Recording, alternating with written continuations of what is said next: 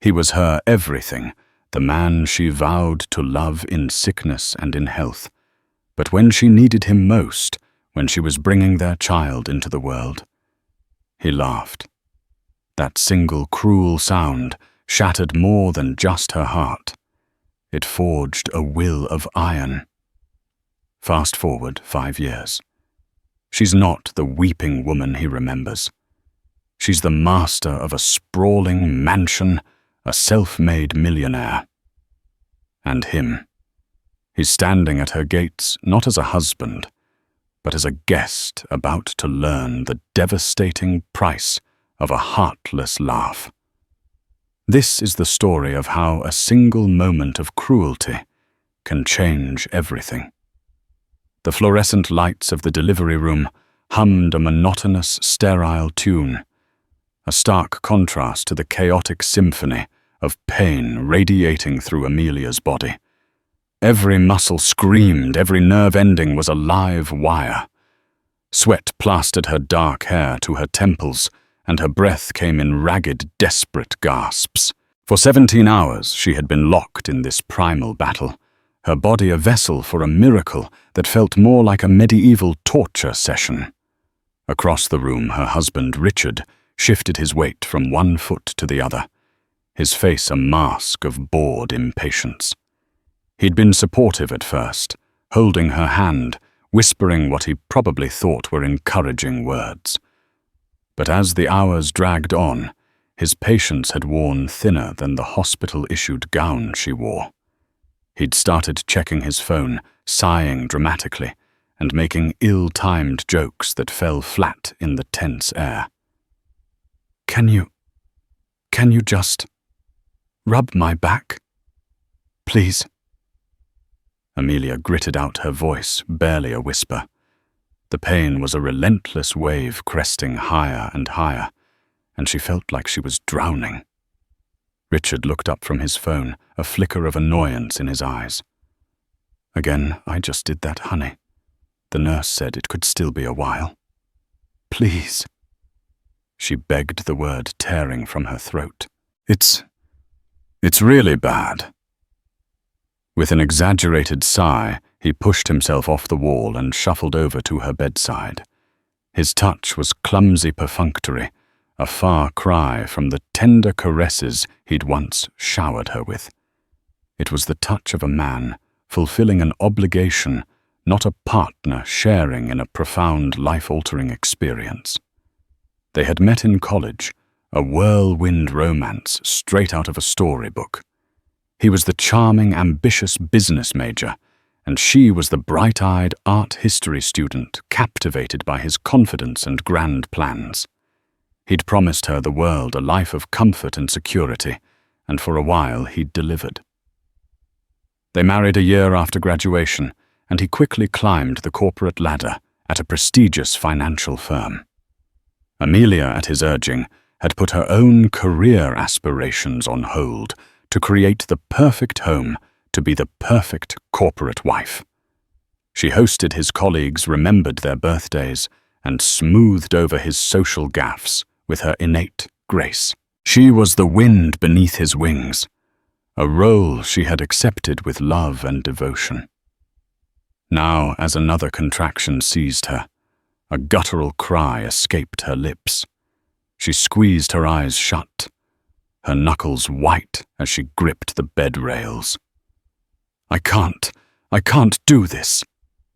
She sobbed, the fear and exhaustion overwhelming her. "Don't be so dramatic, Amelia," Richard said, his voice laced with an unnerving detachment. "Women have been doing this for thousands of years. It's natural." His words were a slap in the face. Natural. This agony felt anything but natural. It felt like her body was being torn asunder. She needed his strength, his compassion, his unwavering support. Instead, she got platitudes and a lecture on the history of childbirth. The doctor came in then, her expression calm but firm. "Okay, Amelia, it's time. On the next contraction, I need you to push with everything you've got." Summoning a reserve of strength she didn't know she possessed, Amelia did as she was told. She pushed until stars exploded behind her eyelids, until her throat was raw from screaming. And then, in a moment of sheer, blinding agony, she lost control. Her body convulsed, and a strange, involuntary sound, a mix between a groan and a grunt, erupted from deep within her. And that's when it happened. Richard laughed. It wasn't a small chuckle, a nervous titter. It was a full-throated, unrestrained laugh, laced with a derisive edge that cut through the haze of her pain. He pointed at her, his face crinkled in amusement. "Did you hear that? You sound like a wild animal." Time seemed to stop. The hum of the lights, the encouraging words of the doctor, the frantic beating of her own heart, it all faded into a deafening silence. The only thing that existed in that moment was the sound of her husband's laughter, echoing in the sterile room, a cruel, mocking testament to her vulnerability. A profound and chilling clarity washed over Amelia. In that single, heart-shattering moment, the man she had loved, the man she had built her life around, ceased to exist. In his place stood a stranger, a man who could find humor in her suffering, who could mock her at her most primal, most exposed moment. The love she had so carefully nurtured for him, the years of sacrifice and unwavering support, all of it curdled into something cold and hard in her chest. A new kind of strength born not of love, but of a chilling, resolute fury surged through her. With a final primal scream that had nothing to do with the pain of childbirth and everything to do with the birth of a new, unshakable resolve, she gave one last monumental push. And then the room was filled with the lusty cry of a newborn baby. "It's a girl," the doctor announced, her voice warm and congratulatory. They laid the tiny, wriggling creature on Amelia's chest, and as she looked into the impossibly dark eyes of her daughter, she made a silent, solemn vow. She would never again be in a position where she had to beg for comfort. She would never again allow herself to be made small by a man who saw her strength as a spectacle for his amusement. Richard, his laughter having subsided, stepped forward, a proud, fatherly smile now plastered on his face. "She's beautiful, Amelia, just like her mother." Amelia didn't look at him. She couldn't. The sight of him made her stomach turn. She just held her daughter, her tiny, perfect daughter, and whispered, "Hello, Olivia. It's just you and me now." The laughter had stopped, but for Amelia the echo of it would linger forever, a constant burning reminder of the moment her world broke apart, and the moment she began to piece it back together on her own terms. The love story was over. A story of survival, of revenge, of a woman's indomitable will to rise from the ashes of a shattered heart, was just beginning. The first few weeks at home were a blur of sleepless nights, endless feedings, and the constant, overwhelming needs of a newborn. The sprawling suburban house that had once felt like a symbol of their success now felt like a gilded cage. The silence between Amelia and Richard was a tangible entity, a third person in their marriage, cold and unwelcome. Richard, for his part, seemed oblivious to the chasm that had opened between them. He played the role of the doting new father, posting endless photos of Olivia on social media, boasting to his friends and colleagues about his beautiful daughter. He'd come home from work, kiss Amelia on the cheek, and ask in a perfunctory tone, "How was your day, honey?" Amelia would murmur a non-committal response, fine or tiring, her eyes never meeting his. The laughter in the delivery room had severed something vital between them, a cord of intimacy and trust that could never be reattached.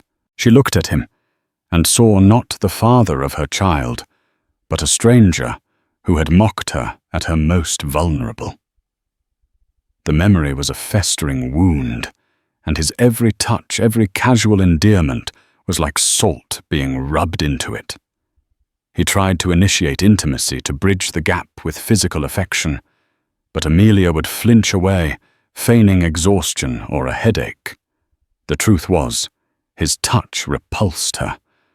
The memory of his laughing face was superimposed over every loving gesture, turning it into a grotesque parody. How could she share her body with a man who had treated her pain as a joke? The nights were the hardest, while Richard slept soundly beside her, his breathing even and untroubled. Amelia would lie awake, Olivia sleeping peacefully in her bassinet, and a cold, hard knot of anger would tighten in her stomach. She would replay the scene in the delivery room over and over in her mind, the sound of his laughter, a phantom echo that haunted the quiet hours of the night. It was in these dark, lonely hours that the seeds of her future began to germinate. She had given up her dreams for him, poured all her energy and creativity into building his world. And for what? To be ridiculed in her moment of greatest need, the anger she realized was a powerful fuel. It burned away the last vestiges of the naive, trusting woman she had once been leaving in its place a steely resolve. One night, as the moon cast long shadows across the bedroom, she slipped out of bed and went to the nursery. She stood over Olivia's crib, watching the gentle rise and fall of her tiny chest. A fierce, protective love, more powerful than anything she had ever known, washed over her. She would build a world for this child, a world where she would never be dependent on the whims of a man, a world where she would be safe and secure. The next morning, something in Amelia had shifted. The fog of postpartum exhaustion had lifted, replaced by a crystalline clarity of purpose. While Olivia napped, she didn't scroll mindlessly through social media or watch daytime television. She went to her long-neglected home office, a space that had been more of a storage room for Richard's old college textbooks and sporting equipment than a place of work. She dusted off her old laptop, the one she'd used for her art history thesis, and the screen flickered to life, a beacon in the dim, cluttered room. Her fingers at first hesitant, then with growing confidence flew across the keyboard. She started researching, delving into the world of online businesses, e-commerce, and digital marketing. Her art history degree, which Richard had often dismissed as useless, had given her a keen eye for aesthetics, a deep understanding of historical trends, and a knack for storytelling. She realized she could leverage these skills in the digital marketplace. She started small, creating a curated online boutique selling vintage-inspired home decor. She used her art historian's eye to source unique, beautiful pieces from flea markets, estate sales, and obscure online vendors. She photographed each item with an artist's sensibility, staging them in her own home, creating a narrative around each piece. Her product descriptions were not just lists of dimensions and materials. They were stories weaving in the history and craftsmanship of each object. She named the boutique the Gilded Cage, a private, bitter joke that fueled her ambition. To the world, it was a chic, sophisticated brand. To her, it was a constant reminder of what she was fighting to escape. Richard barely noticed her new preoccupation. He saw her on her laptop and assumed she was playing on the internet, as he dismissively called it. He was too consumed with his own world, his own career, to pay much attention to his wife's little hobby. The first sale came a month later, a modest purchase of a set of antique teacups. Amelia watched the notification pop up on her screen, her heart pounding with a thrill she hadn't felt in years. It was a small victory, but it was hers, and it was a taste of the independence she craved. The sales started to trickle in, then flow. Her keen eye for trends, her elegant branding, and her compelling storytelling resonated with a growing audience.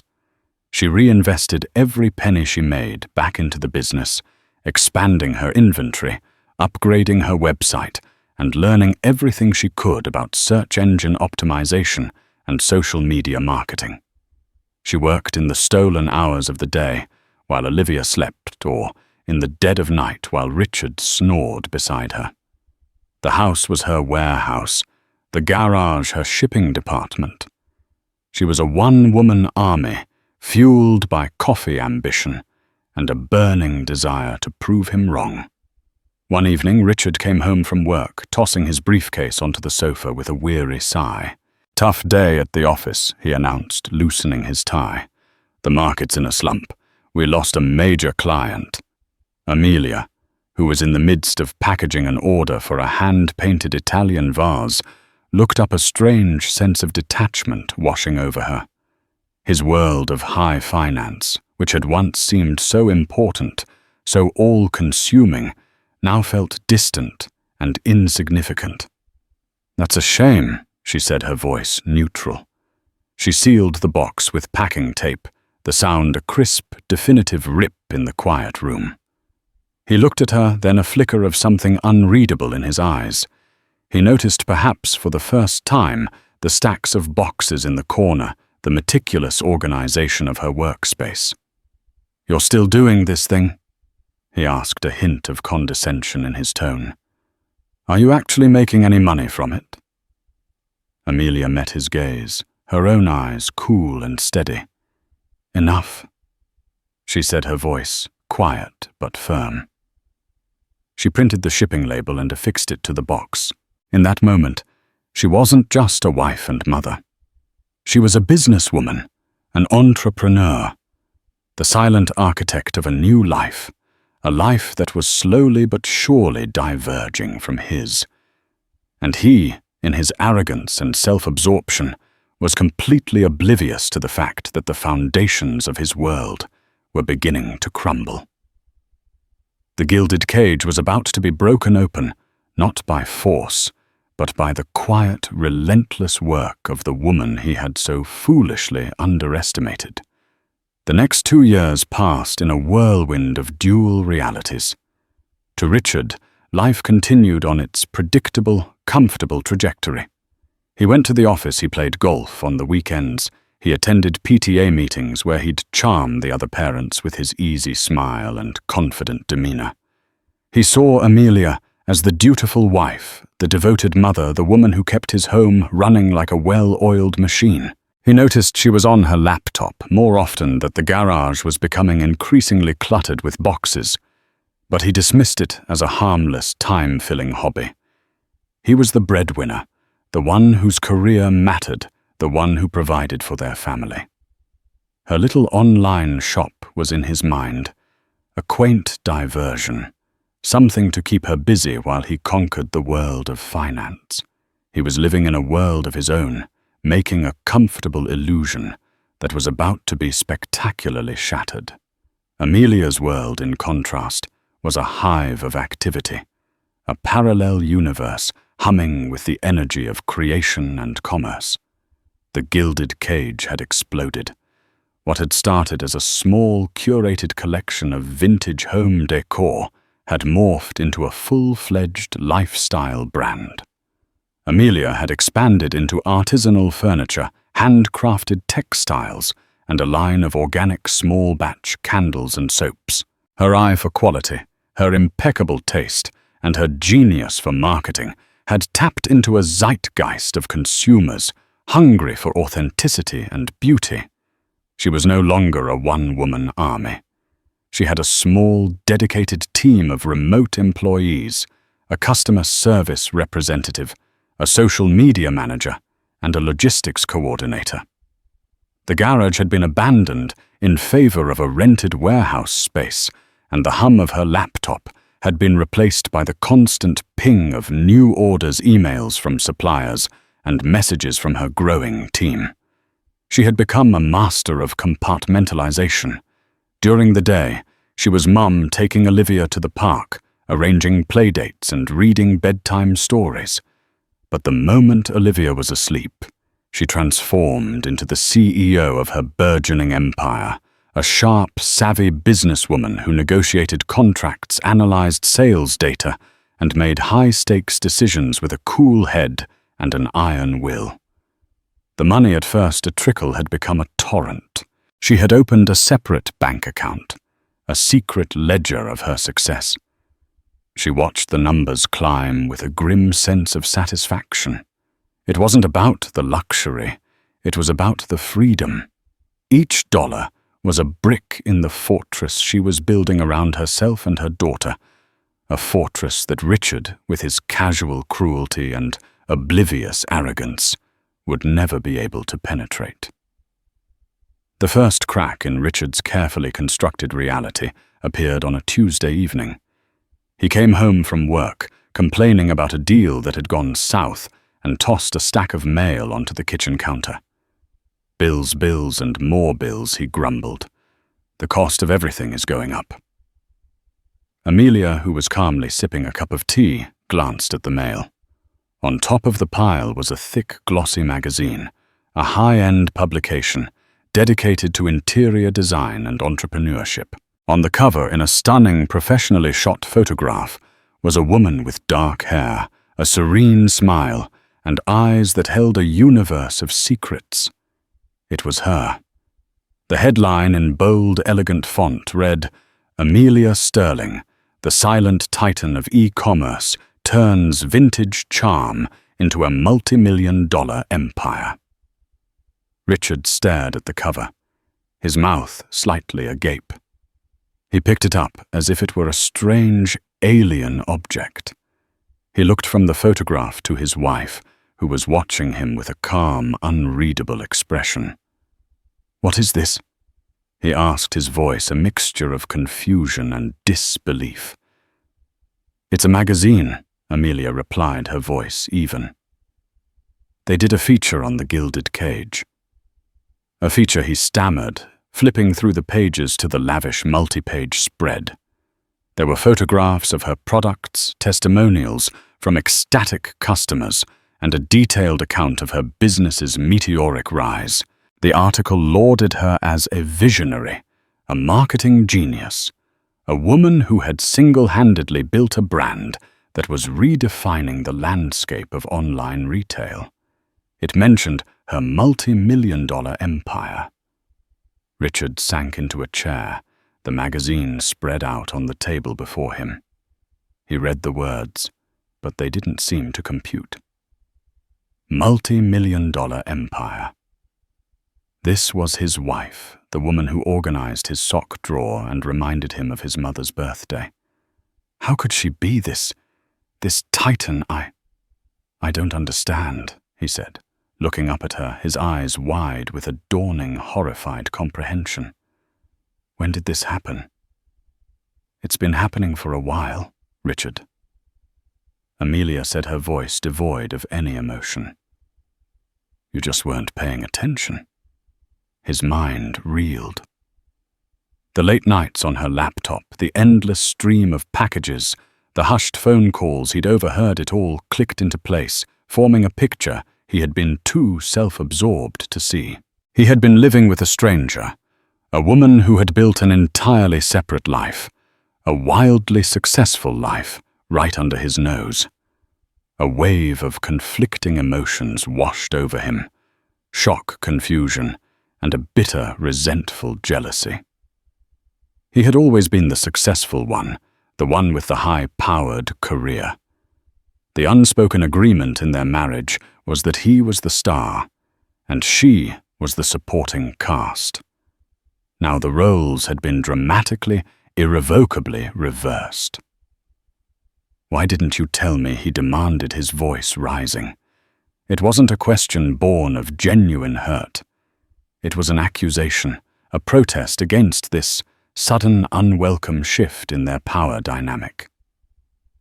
Amelia took a slow, deliberate sip of her tea before answering. She looked at him, really looked at him for the first time in a long time. she saw not a partner, but an obstacle. A man whose ego was so fragile that her success was a threat to his identity. "Tell you what, Richard," she asked, her voice dangerously quiet. "That I was building a future for myself and our daughter, that I was creating a life where I would never have to depend on a man who could laugh at me in my moment of greatest pain. I didn't think you'd be interested." The mention of the delivery room, a topic that had been buried under years of silence, hung in the air between them, a toxic, radioactive cloud.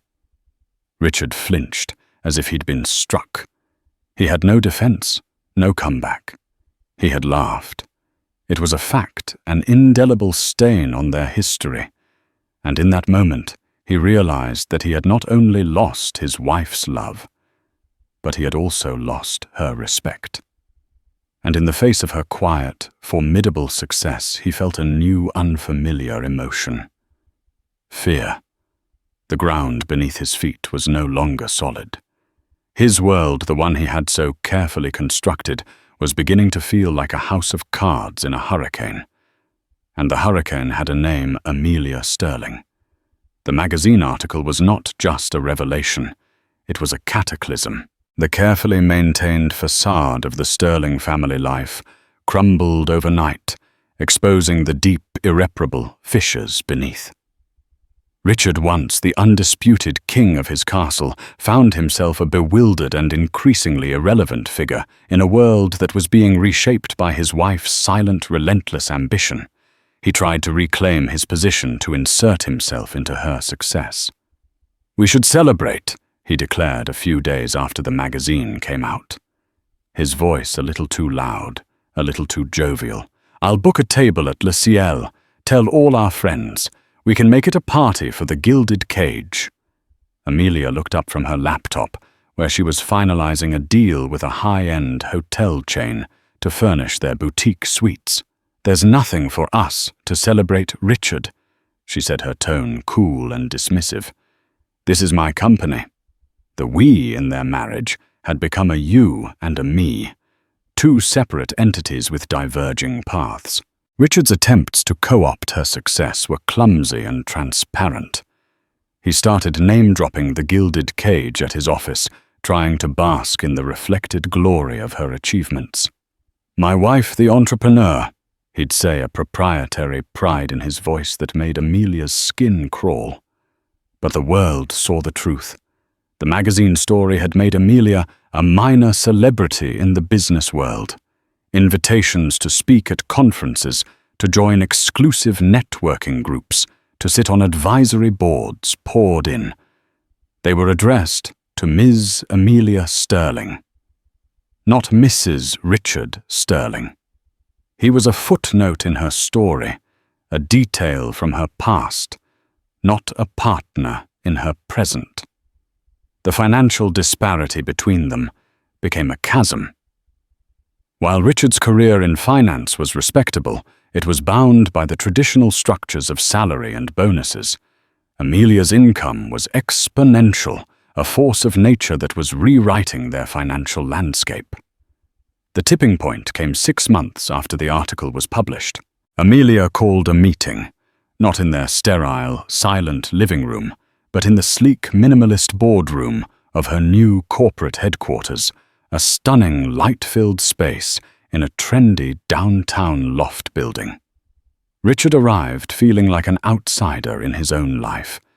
He was ushered into the boardroom by Amelia's personal assistant, a sharp, efficient young woman who looked at him with a polite but distant professionalism.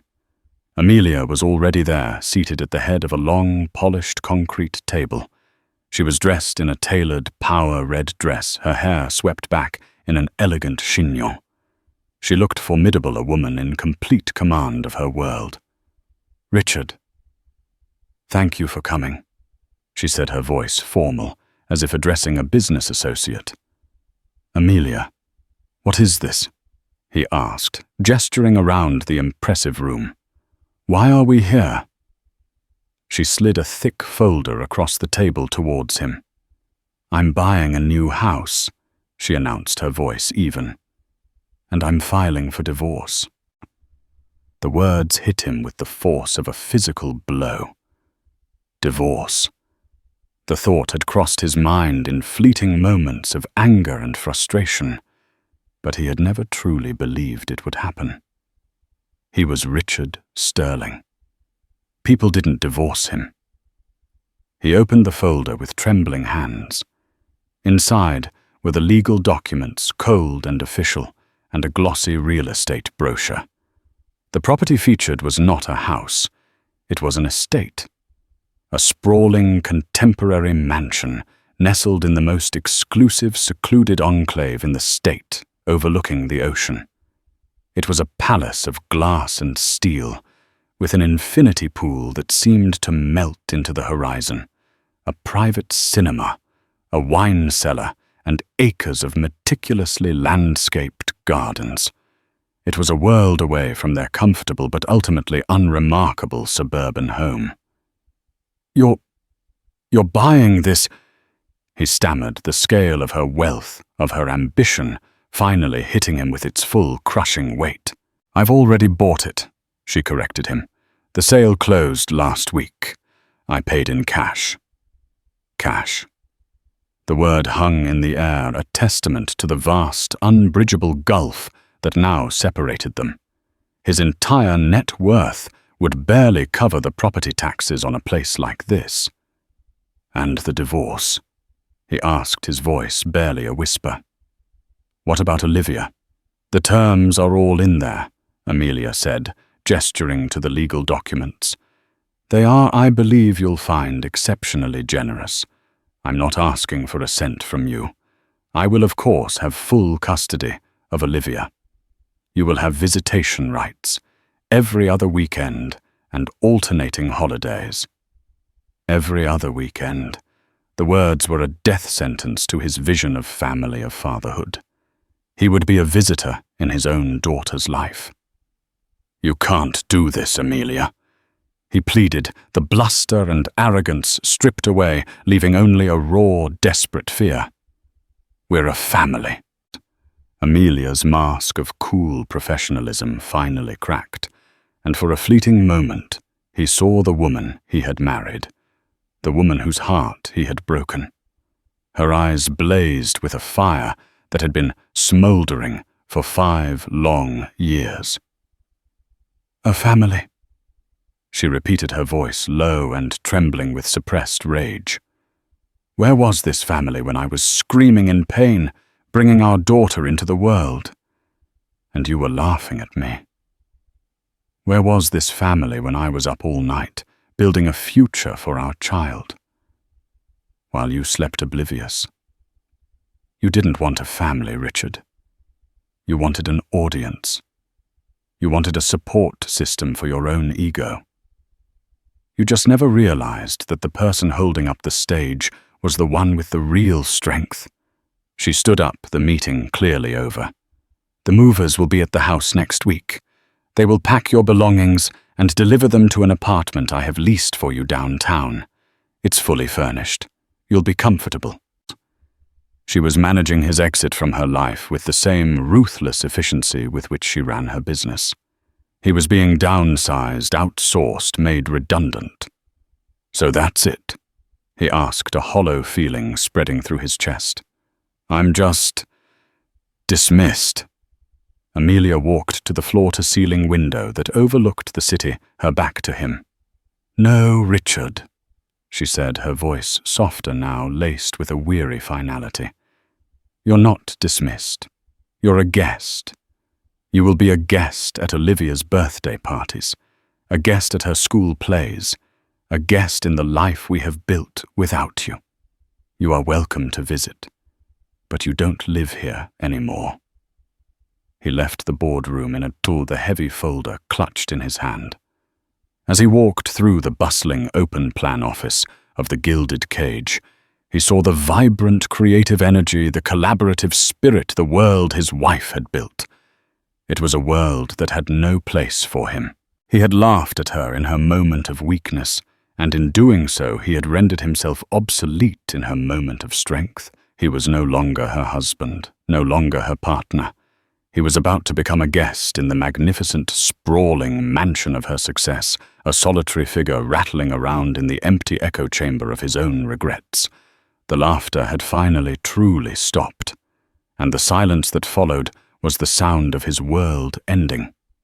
The mansion was even more breathtaking and more alienating in person.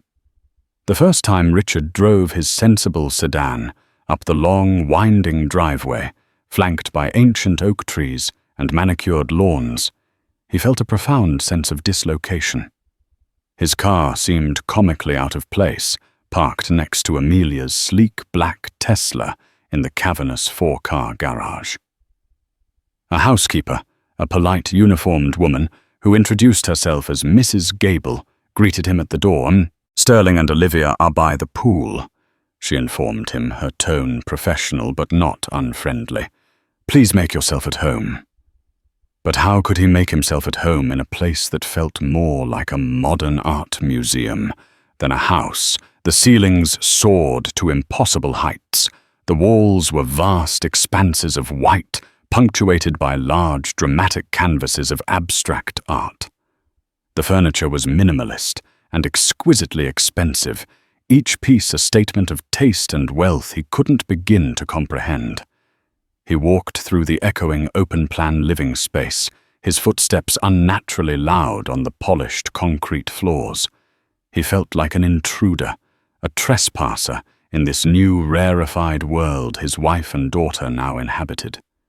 He found them by the infinity pool, a shimmering sheet of blue that seemed to stretch into the endless expanse of the ocean beyond. Olivia, now a bubbly, bright-eyed 6-year-old, shrieked with delight as she splashed in the shallow end. Amelia was reclining on a lounge chair, reading a book, a wide-brimmed hat shielding her face from the sun. She looked serene, untouchable, a goddess in her own private paradise. "Daddy!" Olivia cried, her face lighting up as she saw him. She scrambled out of the pool and ran into his arms, dripping water all over his work clothes. He hugged her tightly, burying his face in her wet hair, a surge of love and loss washing over him. This at least was real. This connection was the one thing he hadn't completely destroyed. "Hi, Pumpkin," he said, his voice thick with emotion. Amelia looked up from her book, a cool, polite smile on her face. "Richard," she said, her voice carrying easily in the still air. "You're early." It wasn't an accusation, but it wasn't a welcome either. It was a simple statement of fact. He was a visitor, and his arrival was a scheduled event.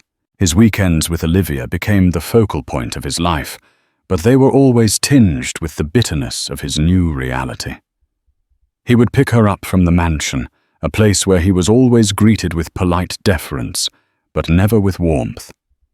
He would take her to his small, sterile apartment, a place that felt temporary and soulless compared to the vibrant, love-filled world she inhabited with her mother. He tried to be the fun dad, taking her to amusement parks, zoos, and museums. He bought her expensive toys, hoping to buy her affection to compete with the sheer scale of the life Amelia provided. But Olivia, with the simple, unerring wisdom of a child, didn't care about the money. She just wanted her parents. "Why can't you live here with us, Daddy?" she asked one evening as he was tucking her into her bed in the guest room of the mansion, a room that was larger and more luxuriously appointed than his entire apartment. The question was a knife in his heart. It's complicated, sweetie," he stammered, unable to meet her innocent, questioning gaze. How could he explain that he had forfeited his right to live here with a single heartless laugh? How could he tell his daughter that he had failed her mother in the most fundamental way? He started to see Amelia not just as the woman who had left him, but as the woman she had become. He attended Olivia's school events, sitting a few rows behind Amelia, watching her interact with the other parents and teachers. She was confident, gracious, and deeply involved in her daughter's life. The other mothers looked up to her, admired her. The fathers were a little in awe of her, a little intimidated. She moved through the world with an effortless grace and power that he had never seen in her before. One day he arrived to pick up Olivia and found Amelia in her home office, a stunning glass-walled room that overlooked the ocean. She was on a video call, her voice firm and decisive as she negotiated the terms of an international distribution deal. He stood in the doorway, unseen, and listened. She was brilliant. The shy, accommodating art history student he had married was gone, replaced by this formidable, razor-sharp CEO. A sickening realization dawned on him. He hadn't just lost a wife. He had lost the opportunity to be a partner to this incredible woman. He had been so blinded by his own ego, so convinced of his own superiority, that he had never truly seen her. He had seen a reflection of himself, a supporting character in his own story. He had never seen the Titan hiding in plain sight. The final crushing blow came on Olivia's 7th birthday. Amelia had thrown a lavish party, a fairy tale affair with a real pony, a magician, and a mountain of presents. Richard arrived, a brightly wrapped gift in his hand, feeling more like a distant relative than a father. He watched from the sidelines as Amelia and Olivia, both dressed in flowing white dresses, moved through the party, the twin centers of this happy, sun-drenched universe. They laughed together, a sound of pure, unadulterated joy that echoed in the vast open spaces of the mansion. Later, as the guests were leaving, he found Amelia in the kitchen overseeing the cleanup.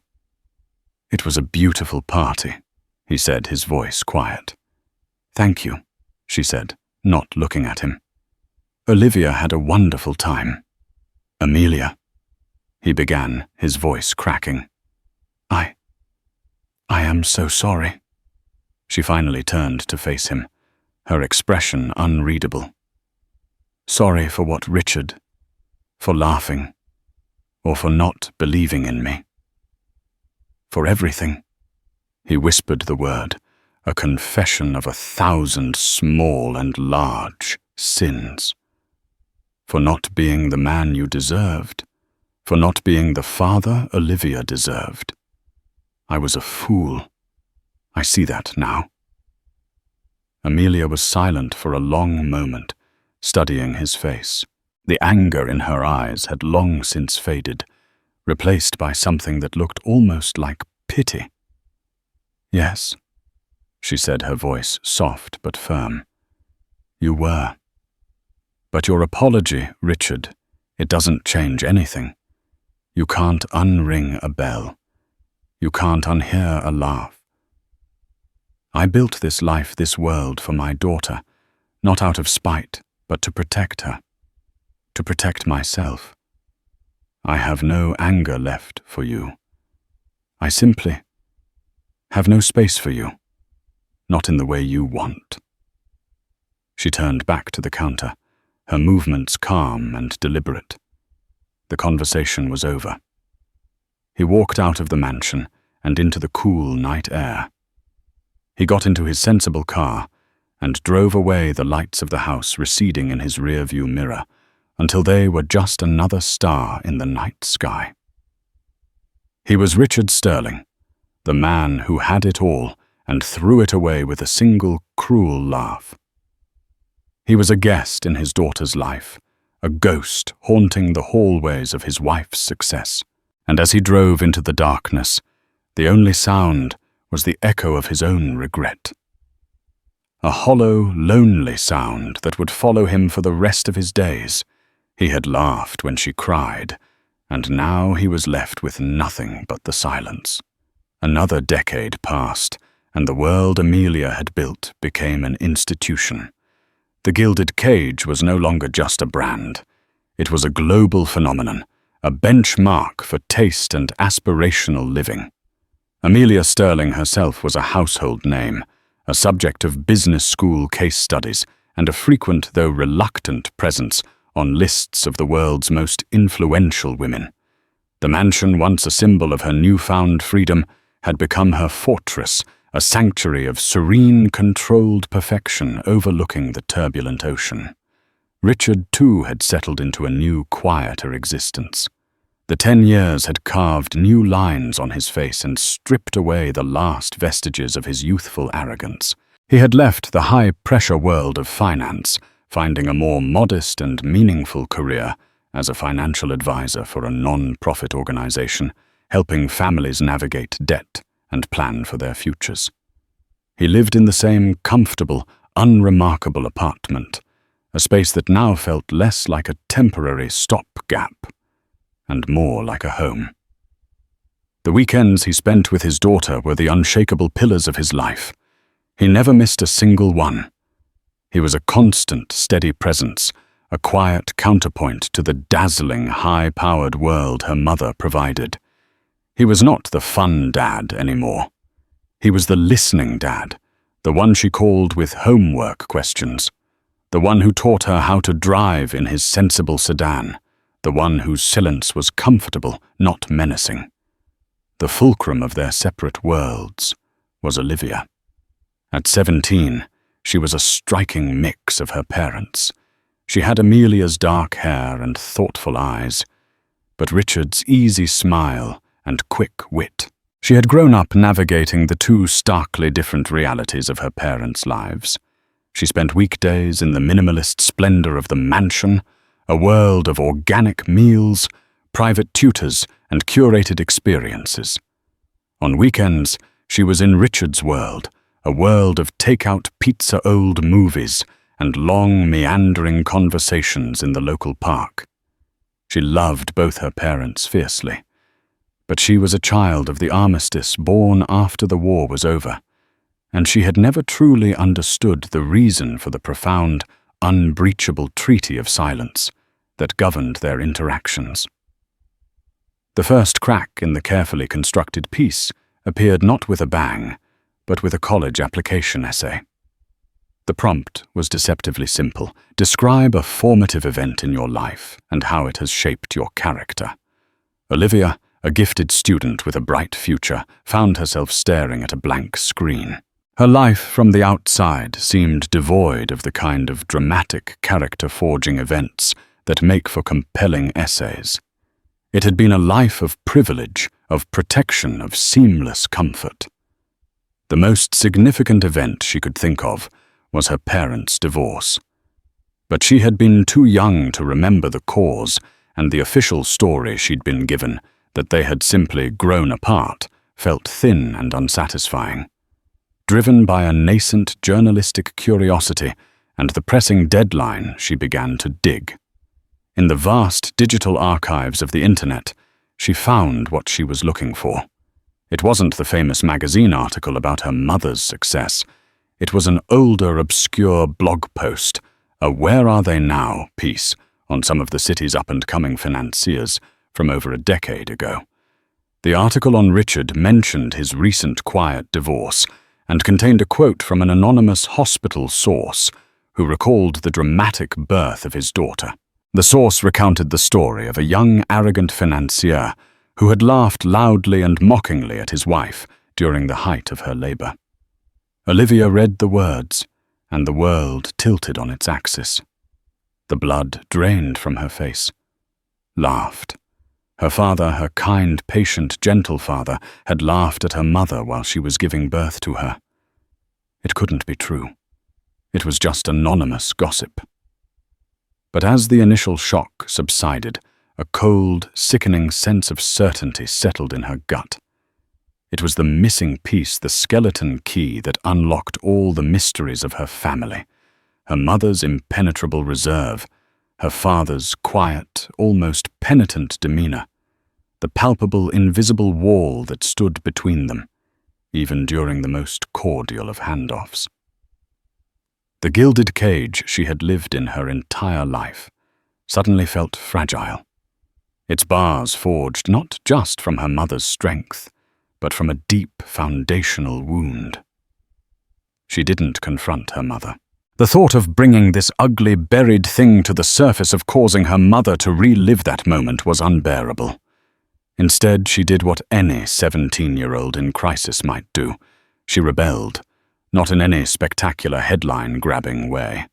Her rebellion was quiet, insidious, and aimed at the heart of the perfection her mother had curated. Her grades, once stellar, began to slip. She became withdrawn, sarcastic, her easy smile replaced by a guarded, cynical pout. She started spending more time with a rebellious art house crowd from school, returning to the mansion late, her clothes smelling faintly of smoke, her eyes holding a new defiant glint. Amelia, a woman who could anticipate market trends and deftly navigate hostile corporate takeovers, was completely blindsided by the insurgency in her own home. She tried to handle it as she handled everything with control and logic. She scheduled meetings with Olivia's teachers, hired a new academic advisor, and tried to have calm, rational conversations with her daughter that went nowhere. "What's wrong, Olivia?" Amelia would ask, her voice laced with a frustration she tried to conceal. "If you need help, you just have to tell me." "Nothing's wrong," Olivia would reply, her gaze fixed on her phone. "I'm fine." The breaking point came when the headmaster of Olivia's exclusive private school called. He was deeply concerned about Olivia's sudden change in behavior and her academic decline. He wanted a meeting with both of her parents. The request sent a jolt of panic through Amelia. A meeting with Richard, not a brief exchange in the driveway, but a formal sit-down conference about their daughter's well-being. It was a scenario her fortress was not designed to handle. They met in the headmaster's oak-paneled office, the air thick with unspoken history. They sat in adjacent chairs, a foot of empty space between them that felt like a mile-wide canyon. Richard looked older, Amelia thought, but his eyes were clear and steady. He looked at her not with regret or longing, but with a simple, shared concern. The headmaster laid out the situation, his words painting a picture of a girl who was adrift, who was sabotaging herself. "She seems to be carrying a heavy burden," he concluded, looking from Amelia to Richard. "And she is pushing away anyone who tries to help." After the meeting, they walked in a silence to the parking lot. The late afternoon sun cast long shadows. "I think I know what this is about," Richard said, finally, his voice low. Amelia stopped, her car keys in her hand. "What are you talking about?" "She found out," he said, his gaze unwavering. "About the delivery room, about what I did." Amelia felt the air leave her lungs. The one secret she had tried to shield her daughter from the ugly foundation upon which her empire was built was out. "How?" she whispered. "I don't know how. But I know my daughter. This kind of pain, this kind of anger, it has a source. And we," he said the word we, feeling foreign and strange, "are the source."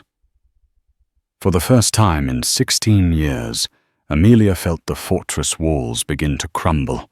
She had built a world to protect her daughter from the kind of pain and humiliation she had suffered, but in doing so, she had created a new kind of prison, a sterile environment where a wound like this could fester in silence. Her control, her greatest asset, had become her greatest liability. "What do we do?"